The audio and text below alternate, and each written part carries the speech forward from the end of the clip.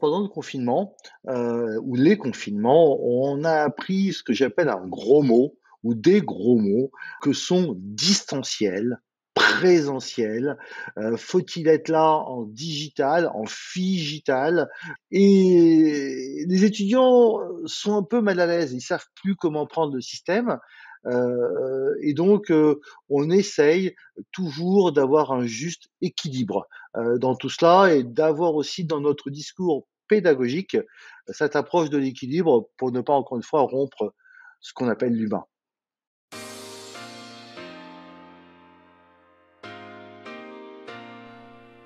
Bienvenue dans le podcast Formation Innovation, le podcast qui vous permet de passer un moment en compagnie d'experts de la formation.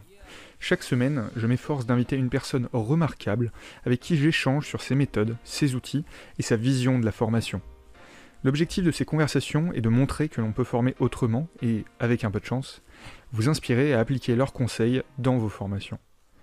Si vous appréciez cet épisode, n'oubliez pas de donner 5 étoiles sur Apple Podcast. Je lis tous les commentaires et c'est ce qui permet au podcast de continuer à exister. Vous retrouverez les outils, livres, personnes et autres sujets évoqués pendant le podcast sur formation-innovation.com. Bonjour Serge, merci d'être présent avec moi aujourd'hui. Comment ça va aujourd'hui ? Ça va très bien, bonjour, bonjour, parfaitement.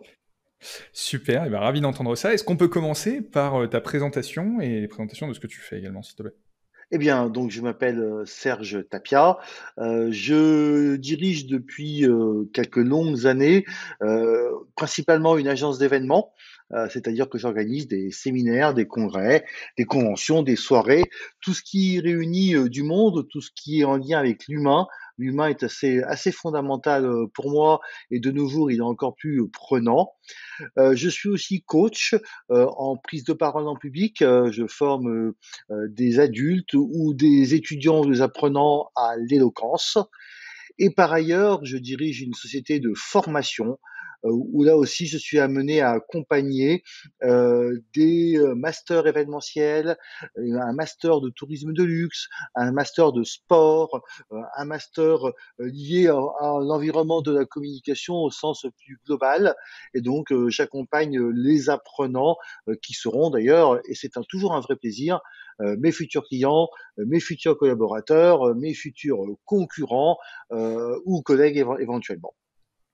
Ok, super. Alors avant qu'on rentre dans le détail, moi j'ai une question un petit peu générale quand tu me parles d'événementiel. On vient quand même de sortir d'une période où d'ailleurs on est peut-être encore un petit peu dedans. Comment ça se passe pour les jeunes diplômés? Parce que toi tu es donc avec des personnes qui sortent de master événementiel. Quelle est la situation aujourd'hui? Tu peux en dire quelques mots? Alors, pendant le confinement, ou les confinements, on a appris ce que j'appelle un gros mot ou des gros mots, que sont distanciel, présentiel, faut-il être là en digital, en figital? La présence physique, ça veut dire quoi? Comment, l'humain se retrouve, se rencontre? Alors on a appris des choses, on s'est découvert, des, aspérités, intérieures les uns les autres et les étudiants, ont aussi quelque part sauté dessus. Sauté dessus parce que c'était, certes très pratique, très utile, ça a permis de continuer le lien et de faire qu'il n'y ait aucune rupture, mais aussi ils en ont profité et je dirais aujourd'hui, on est entre 2 eaux. On nous demande et on est en période où il peut y avoir, des grèves par exemple. Bah, en grève, la solution, c'est de continuer à faire de la formation, mais puisqu'on a appris et que ça marchait bien à faire du distanciel, eh bien, on va continuer à profiter de ce distanciel, de ce côté un petit peu hybride ou figital, qui existe sur le marché. Et les étudiants sont un peu mal à l'aise, ils savent plus comment prendre le système, et donc on essaye toujours d'avoir un juste équilibre, dans tout cela et d'avoir aussi dans notre discours pédagogique, cette approche de l'équilibre pour ne pas encore une fois rompre ce qu'on appelle l'humain. Et donc concrètement, ça veut dire que qu'est-ce qui a changé entre une formation qui se passait il y a 5 ans et une formation aujourd'hui dans l'événementiel? Ah ben, on a appris à se dire que, l'événement peut, pourrait, doit, ne doit pas être, soit totalement digital. Il y a aussi, hein, des mots qui ont apparu, les webinaires, Donc c'est une autre technologie, c'est une autre façon de faire un séminaire. Et donc on parle à une caméra, on regarde un écran, est-ce que la caméra nous suit, est-ce que on peut interagir, est-ce que chacun met sa caméra pour être vu. Donc tout ça, ce sont de nouvelles techniques qu'on a dû apprendre. On a appris aussi des techniques liées au plateau TV. Sur un plateau télé, si on regarde le journal de 20 heures, eh bien, il y a une personne qui parle, un présentateur, il peut y avoir quelques invités. Eh bien, beaucoup d'événements se sont faits sur ce modèle et beaucoup d'événements continuent à se faire sur ce modèle. On leur apprend aussi, pour ne pas être trop long sur ce que je dis, à comprendre une notion d'économie. Un groupe international qui a des filiales partout dans le monde et qui doit réunir ses collaborateurs aurait eu tendance, avant pandémie, à faire prendre l'avion à tout le monde, pas très écolo, à les faire venir tous dans une même destination, un même lieu, réunir 500, 1000, 2000 personnes. Eh bien aujourd'hui, ils vont beaucoup moins le faire. Alors oui, certes budget, certes bilan carbone, mais aussi ils vont peut-être répartir leur événement à moindre coût, avec moins de monde par pays, et faire que chaque pays est connecté en visio pour concevoir l'événement autrement.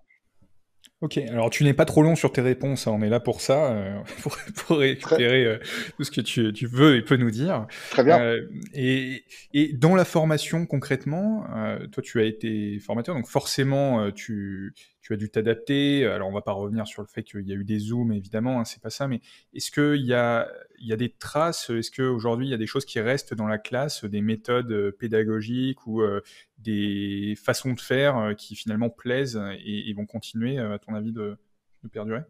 Alors oui, quand on est en coaching ou en accompagnement de groupes qui travaillent sur des études de cas, par exemple, on voit bien que le coach ou l'accompagnateur ou le formateur que je suis n'a pas obligatoirement besoin d'être là physiquement tout le temps avec ses étudiants.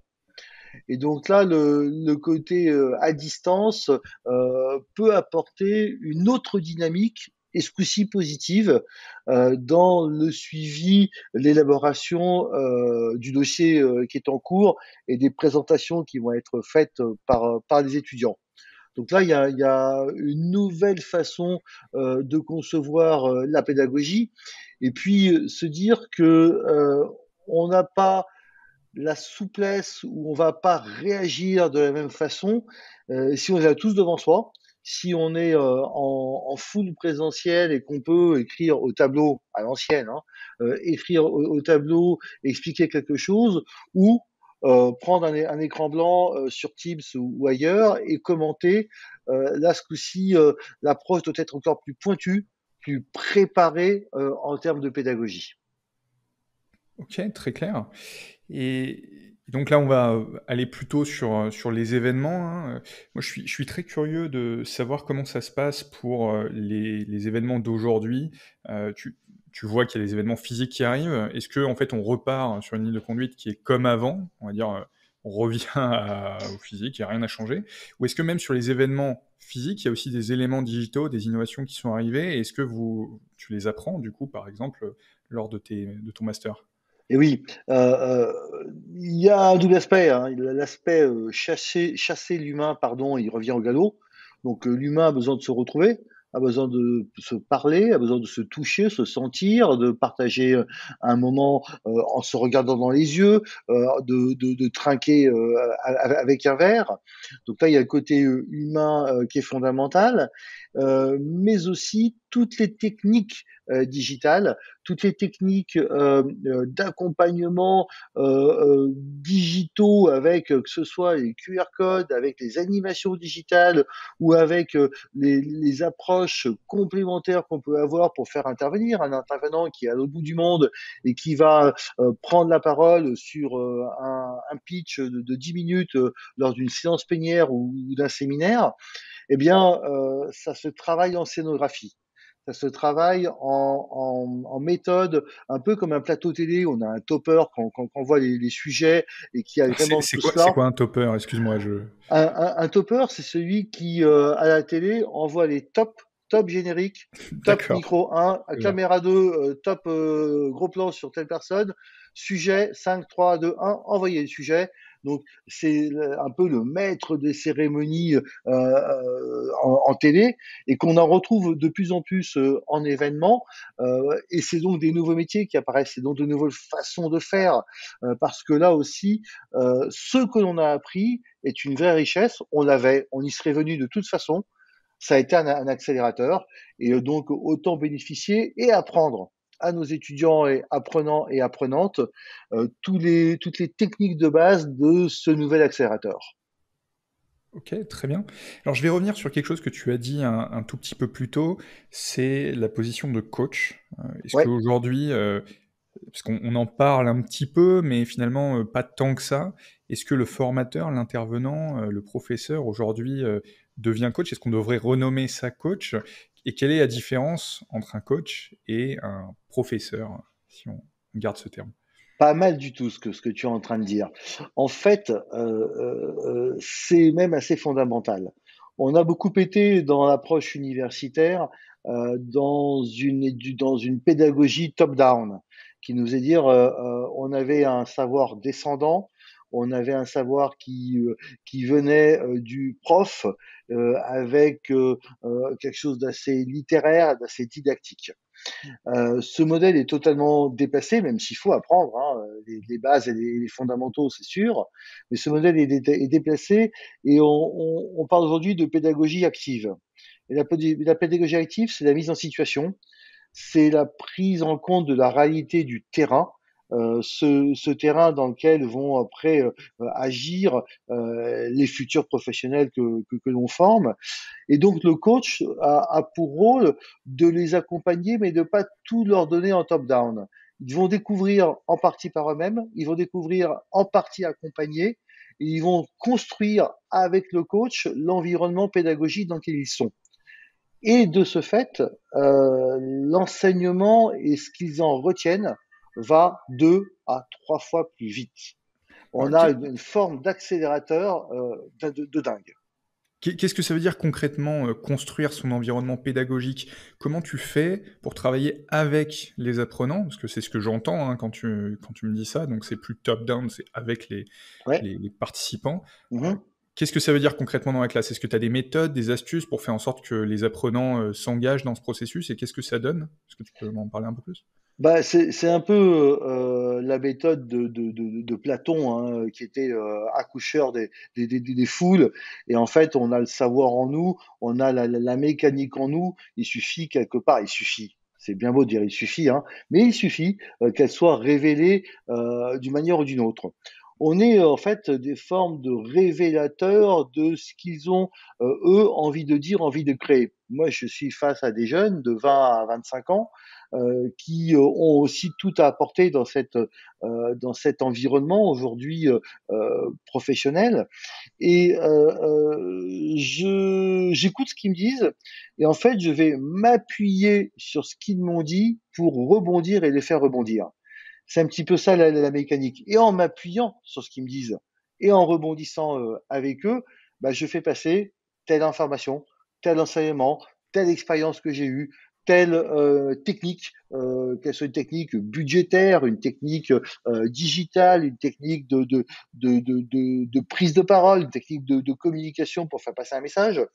Et donc, je me sers de leur matière à eux ou du début de matière qu'ils me donnent pour rebondir et les faire monter d'un cran, les faire grandir, les faire s'enrichir. Donc, c'est quelque chose qui se cumule un petit peu comme des poupées russes qui vont se mettre les unes par-dessus les autres. Donc finalement, c'est avoir confiance en ses compétences et puis s'adapter au fur et à mesure, pour faire ressortir tout ça. Et tu parlais d'apprentissage par l'action. Oui. Je sais que tu fais des éductours, peut-être que c'est l'occasion de m'en parler. Comment tu fais pour, rendre la formation beaucoup plus active? Et oui, j'allais y venir, c'est un exemple très très concret. Rien de mieux pour des apprenants et apprenantes de se rendre compte sur le terrain de ce que va être ou est déjà, parce qu'ils sont pour beaucoup en alternance, va être ou est déjà leur nouveau métier ou leur métier. Et donc, on en a fait un ce matin, là, aujourd'hui. On a accompagné un groupe d'étudiants visiter des lieux événementiels. Ils ont visité un bateau, ils ont visité un espace événementiel d'un grand traiteur. Et en allant sur le terrain, ils se rendent compte à la fois de comment ils pourraient pratiquer leur métier, qu'est-ce qu'il en est, quels sont les acteurs de ce métier. Ils visitent les lieux comme on ferait un repérage professionnel. Ils construisent leur réseau et donc ils se projettent. Et je pense que le côté projection dans le marché, dans l'univers est fondamental. Et depuis 3 ans, en plein milieu du Covid, nous avons démarré cette activité des déducts tours jusqu'à en faire aux alentours de 70 par an pour accompagner dans différents secteurs, le sport, le luxe, le tourisme, l'événementiel, les arts de la table, la mode, des étudiants pour aller à la rencontre de leur univers.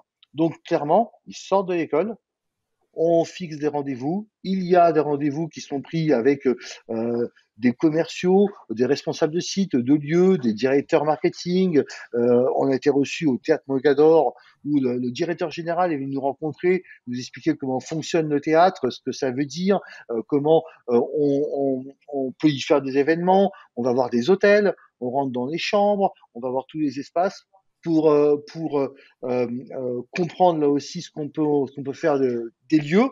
Et puis, il n'y a pas très longtemps, on était, autre exemple, à l'Institut du monde arabe. Et à l'Institut du monde arabe, dont Jacques Lang est le président, il est venu nous accueillir. C'était assez exceptionnel. On s'est retrouvé sur le rooftop de l'Institut du monde arabe. Et il nous a expliqué, lui, ce qu'il voyait de cette nouvelle génération, parce qu'on parle bien de nouvelle génération, et de pourquoi l'Institut du monde arabe pourrait être utile pour les jeunes qu'il recevait, donc le groupe qu'on a amené en est du tour dans le cadre de cette visite.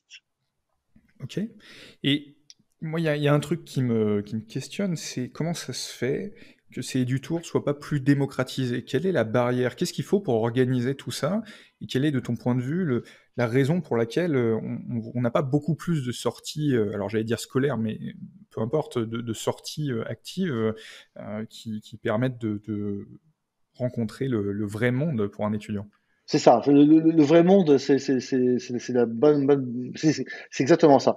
En fait, pour moi, il y aurait trois barrières. La barrière programme pédagogique, il faudrait que les CFA, les écoles, centres de formation, mettent cela dans leur programme, qu'ils l'intègrent. Alors les écoles que l'on connaît, je passe au groupe Media School ou à d'autres, intègrent un peu à ma demande les éductours dans les programmes. Donc ils Ce savent qui prouve qu'ils bien que c'est vont. possible, parce que c'est ça qui est aussi important. Parfois, il y a Et des oui, impossibilités, donc c'est possible. c'est possible. Ça rentre même dans les cursus de formation et des certifications validées par France Compétences. Donc on est Ouais. complètement dans la dynamique actuelle. Deuxième point, il pourrait y avoir un problème budgétaire, parce que évidemment que nous, quand on fait cela, bah, ça a un coût. C'est un coût qui est certes un petit peu plus cher que le coût d'un cours classique qu'on pourrait faire, parce que c'est pas la même approche, c'est pas le même temps de travail, il y a une préparation, il faut que les lieux soient disponibles pour nous recevoir, il faut les appeler en amont, donc ça se met en place. Et puis le troisième point, c'est le réseau. Il faut que les personnes qui puissent proposer des édutours, et c'est pour ça que les écoles ne le font pas eux-mêmes. Et nous sommes un prestataire qui a en plus un engagement de résultat sur cela. C'est-à-dire que si une journée est déterminée, on sait que nous, on s'engagera à ce qu'il y ait des visites de fait à coup sûr. Un enseignant qui n'a pas cette habitude ne sait pas le faire, une pédagogie ne sait pas le faire, et donc nous, on a aussi constitué le réseau de lieux, encore une fois, de théâtre, de musées, de bateaux, de palais des congrès, j'en passe et des meilleurs, d'hôtels évidemment, qui nous reçoivent pour cela. Donc, un, emploi du temps, deux, financier, trois, réseau. Mais quelque part, c'est juste fondamental pour les étudiants. Tout à fait, et de toute façon, on le voit hein, avec le développement de l'apprentissage qui ne cesse de grandir. On va de plus en plus vers l'action, vers le concret, et je pense que le petit décalage qu'il peut y avoir entre l'apprentissage à l'école et puis la vraie vie, donc Et le oui, travail, eh bien, va se fermer, ou en tout cas, va y avoir une espèce de synchronisation entre les deux petit à petit, et ça ne va que aller dans ce sens-là à l'avenir, pour la majorité, en tout cas, des formations.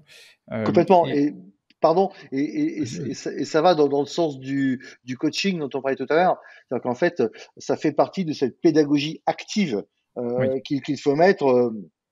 Ce n'est plus le tout-puissant prof qui a la science infuse.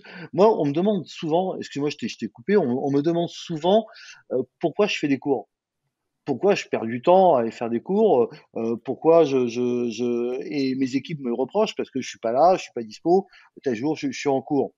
Eh bien, chaque cours est une richesse. Chaque cours est un apprentissage, surtout et y compris pour moi. J'apprends des choses et être confronté aux nouvelles générations me fait moi aussi me remettre en cause. Donc moi aussi, je grandis à chaque cours. Effectivement, et c'est assez logique, et pas de souci, hein, sur le fait d'interrompre, évidemment. On est là pour ça. Et pareil, je me demande, est-ce que tu as vu à travers toutes tes expériences d'autres formes de pédagogie active, donc le fait de coacher, le fait de faire des sorties, est-ce que tu as vu d'autres méthodologies? Euh, À une autre moindre échelle, alors j'ai envie de dire non, sauf que nous ici à l'agence et dans l'ensemble de mes activités, on va même un petit peu plus loin parce qu'on est un peu au cœur de ce système de la pédagogie, des groupes d'écoles que l'on connaît bien. On propose, nous, aux étudiants qui sont dans mes classes, de venir nous retrouver quand c'est possible aux événements que l'on organise pour nos clients, pour qu'ils voient encore plus dans le concret ce que je peux leur raconter en cours comme histoire, parce que le storytelling est aussi fondamental. Donc ils viennent quand ils le peuvent, quand c'est possible, quand nos clients me l'autorisent, assister à des événements qui sont organisés par l'agence, voire même pour certains y participer, ce qui était le cas hier soir. Nous organisons une soirée pour un office du tourisme et un de mes étudiants en cours, en cinquième année événementielle en ce moment, m'a proposé pour pouvoir parfaire son cursus d'être régisseur sur la soirée à titre bénévole. Il a bien insisté là-dessus. Et donc, il a dit, je vous file un coup de main. J'ai vraiment envie d'apprendre. J'ai vraiment envie de voir. Et on me dit, welcome, viens. Et tu feras partie de l'équipe organisatrice avec nous. Donc, on peut toujours aller plus loin. Oui, oui, effectivement, et je pense qu'il ne faut pas hésiter, en tant qu'étudiant, hein, de toute façon, à faire ce genre de petites actions. Ça peut que être bénéfique pour le CV, et si les entreprises l'acceptent, Eh oui. c'est toujours chouette, c'est sûr. Et je me demande d'ailleurs, parce qu'on parle des étudiants, mais finalement pas tant que ça, quel est le retour des étudiants par rapport à ces EducTours, par rapport au coaching? Qu'est-ce qu'ils en pensent de tout ça? Qu'est-ce que ça change pour eux? D'évocation, d'une part, et alors, d'évocation parce que euh, après un éductour, on a deux, trois possibilités. Première possibilité, j'ai envie de postuler dans l'endroit que l'on a visité. Deuxième possibilité, tiens, ce lieu qu'on a vu, j'ai un prochain événement dans mon contrat d'apprentissage dans la boîte dans laquelle je suis. Bah tiens, je vais peut-être le consulter parce que je pensais pas à lui, mais on a visité en éductour. Bah, c'était intéressant. Et puis du réseau, où là, ils découvrent que certes, le business, il est clair, net, précis, il est convivial et confraternel, mais c'est pas non plus aussi le monde des bisounours. Donc, ils apprennent tout cela, et au bout du compte, ils en redemandent. C'est-à-dire ils vont retourner au bureau de la pédagogie. Et on a eu que deux éductours cette année. C'est pas beaucoup, il nous en faudrait plus. Et c'est un petit peu ça le retour qu'on a en permanence. Ok, je comprends. Et ça se prête de toute façon à toutes les formations. On est d'accord, hein, tu vois pas de toi de limite dans laquelle on pourrait pas faire du EducTour. Ça peut que être On va même bénéfique, jusqu'à hein. et oui, Ouais. oui, parce qu'on va même jusqu'à faire alors ce qu'on appelait avant de la visite d'entreprise. C'est-à-dire que si une école travaille dans un secteur donné, on va se concentrer à aller rencontrer des sociétés, des usines ou autres dans le secteur concerné. Donc non, il y a pas de limite. Le terrain est fondamental.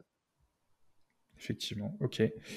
Ok, bah écoute, c'est très intéressant. Moi, je suis curieux de savoir, est-ce qu'il y a des outils que tu utilises en classe ou en dehors de la classe, des outils digitaux, pour notamment encourager les étudiants à participer? Parce que la petite difficulté, moi, que j'ai pu remarquer dans la position de coach, c'est qu'on va avoir tendance à plus facilement peut-être engager les étudiants. Toutefois, lorsqu'ils ne s'engagent pas, il n'y a pas ce top-down où on peut juste donner les slides et être sûr au moins que la personne a eu les slides. Donc, est-ce que tu as des petites astuces ou des petits outils que tu utilises? Alors c'est intéressant le mot que tu viens d'employer, le mot slide. J'ai discuté il n'y a pas très longtemps avec le directeur pédagogique, le directeur d'un groupe d'école qui disait les slides c'est fini, on va pas, Idéalement, oui. on va plus balancer des slides qui vont pomper, qui vont écrire, ils vont gratter, ils vont pas même pas lever la tête, et donc il faut euh, passer sur une dimension du storytelling, du story living, du story sharing, du story making, donc tout ce qu'il y a autour. Euh, et puis l'engagement est fondamental et aujourd'hui on a à la fois un vecteur qui est un fléau et un vecteur qui est un vecteur fondamental et fabuleux. Je parle pas de ChatGPT, hein, bien sûr, mais qui est le téléphone ou Seigneur Dieu Google.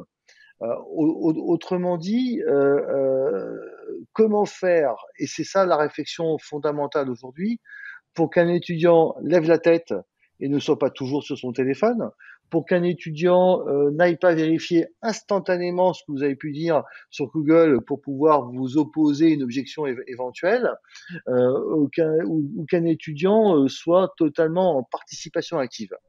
Et moi, j'ai un modèle de cours, c'est qu'en fait, j'arrive sans faire de cours tout en faisant un cours.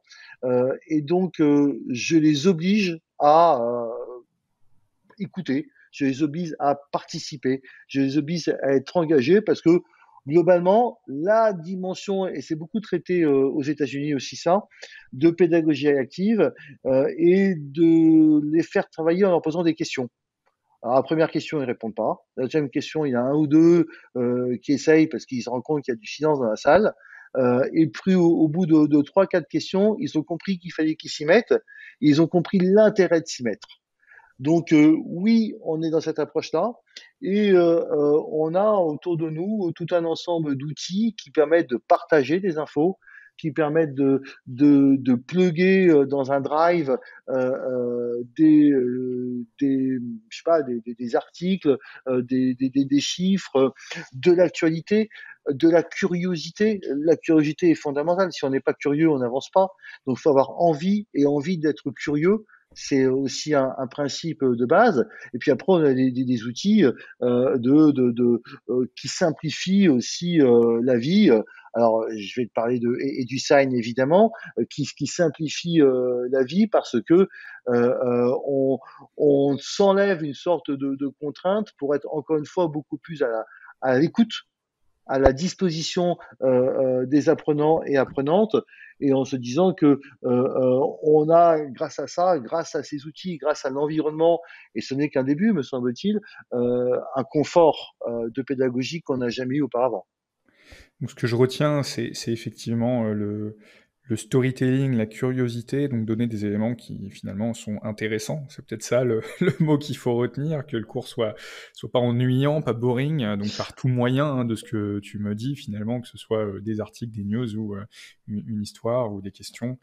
Oui, C'est mais pardon de te recouper, mais en fait, la curiosité, elle est fondamentale dans l'autre sens aussi, c'est-à-dire que tout début de cours, car j'arrive, j'ai un cours de 2 heures, les 20 premières minutes, je leur demande de me raconter leur actualité.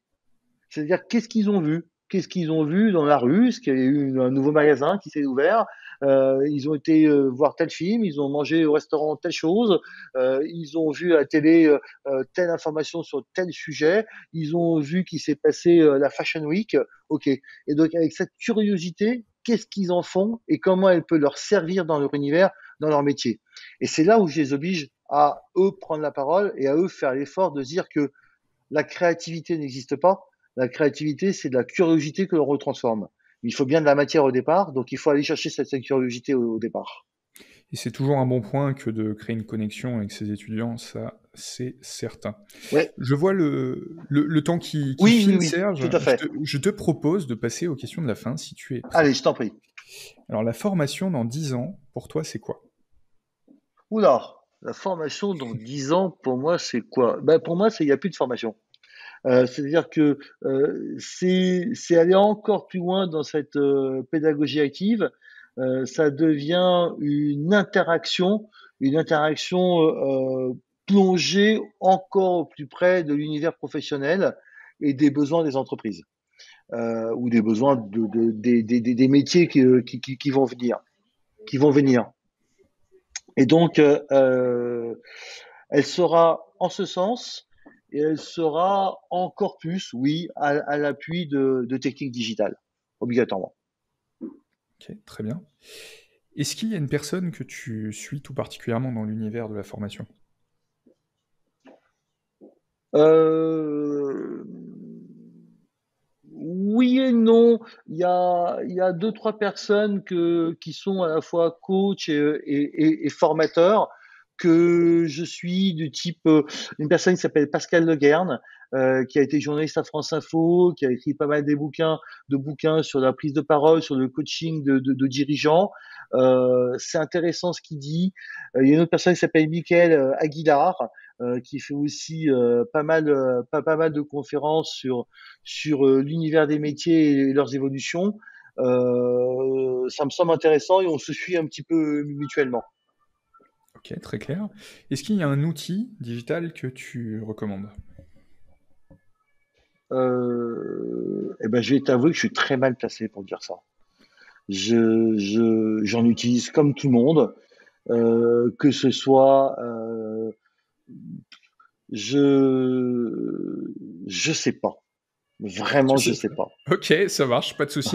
Mais ce qui est plutôt une bonne chose, parce que ça veut dire que tu n'es pas dépendant des outils et que ils te servent et que tu ne te soutiens pas que par les outils. Donc, ce qui est finalement, enfin, c'est comme ça qu'on va le voir. Je C'est très bien. confirme, je confirme. Et est-ce qu'il y a un livre que tu as sur ta table de chevet? Oui, j'ai en ce moment, alors je saurais plus le titre. J'ai un livre, alors là tu vas voir qui n'a rien à voir, qui est de Johann Sfar, qui avait créé la bande dessinée Le Chat du rabbin, et il a fait un livre sur les synagogues, qui est une bande dessinée aussi. Et en ce moment, j'ai ça sur ma table de chevet. Ok. Où est-ce qu'on peut te trouver, Serge? On peut me trouver, alors c'est au café en bas, en train je suis à fond sur l'humain, donc on peut me rencontrer très souvent où on veut, comme on veut, et évidemment sur LinkedIn, évidemment sur Facebook, évidemment sur les réseaux, évidemment aussi sur les petites tribunes que je peux publier de temps en temps dans la presse. Et on peut aussi me trouver parce que lorsque je fais des concours d'éloquence, je fais appel à tout un tas de personnes autour de moi, à mon réseau, qui pourraient, comme toi, si tu le souhaites, bientôt, faire partie d'un jury de mes concours d'éloquence. Très bien. Est-ce que tu as un dernier mot pour clôturer ce podcast, Serge? Oui, le mot qui me tient à cœur depuis quelques années et qui sera sûrement et qui va être l'intitulé ou dans l'intitulé de mon prochain bouquin et qui est aussi dans l'intitulé d'une de mes sociétés, c'est le mot émotion.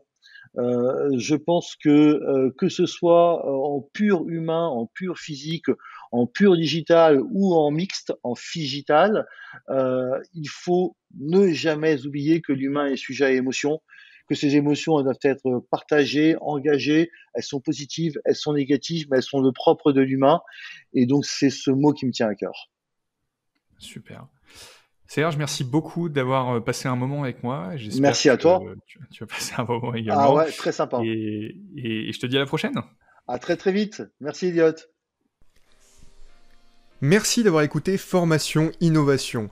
Si vous êtes encore là, c'est que vous avez sûrement apprécié cet épisode. Si c'est le cas, le meilleur moyen de soutenir le podcast est de laisser une note sur Apple Podcast. Afin de retrouver les sujets évoqués pendant cet échange et de ne rater aucun épisode, rendez-vous sur formation-innovation.com. En attendant le prochain épisode, prenez soin de vous et bonne formation.